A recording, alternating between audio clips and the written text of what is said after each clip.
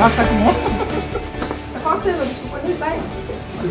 Der var lige lidt kaffe og te til jer. Det er faktisk sådan, at hotelbranchen har været nødt til at sænke deres pris på værelser for at holde fast i kunden for at få det. Så det er egentlig opgaven.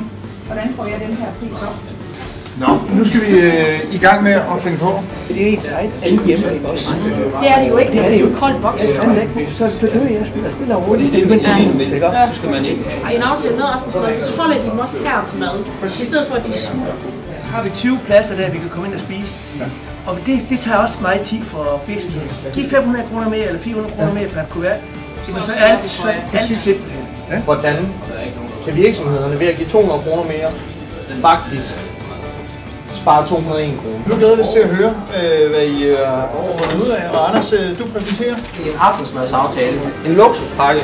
Telefonkort med 20 minutters gratis opkald hjem til udlandet, hvis de skal ringe til hovedkontor. Kæreste og koner. Nu er det kogt alt det ned, vi har sat brainstormet på, og det var sådan i årene træk kom frem til. Noget af det har vi i forvejen. Konteras, min reception, de klarer jo alt det der. Men noget af det kunne man sagtens prøve. Ja.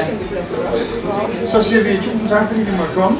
At der var nogle gode tiltag med nogle tilkøbspakker, med nogle idéer, som hun det siden han ikke havde tænkt sig, en overnatning for ægtefælle, rabatordninger på mad. Det var nok det, som jeg følte, der blev bedst modtaget.